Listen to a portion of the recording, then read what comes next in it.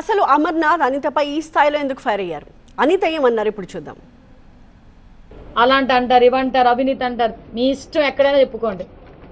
మొన్న పేర్లు ఎందుకులేండి, మొన్న ఎవడో మాట్లాడుతున్నారు ఏంటి, పాయకరావుపేట అనిత వాళ్ళ ఇంటికి వెళ్తే, హోంమంత్రి ఇంటికి వెళ్తే ఏంటి 15 లక్షల ఉద్యోగాలు. అంటే గుడ్డు పగలగొట్టడం కూడా మాకొచ్చు, గుడ్లు పగలగొట్టడం అన్నీ కూడా మాకొచ్చు. నేను మాట్లాడుకోవాలనుకుంటున్నాను కానీ ఒకటే చెప్తున్నా, మంచి చేస్తున్నాం. ఇండస్ట్రియల్ మినిస్టర్గా 2.5 సంవత్సరాల ఇండస్ట్రియల్ మినిస్టర్ ఉన్నాడు ఆయన. ఇండస్ట్రియల్ మినిస్టర్గా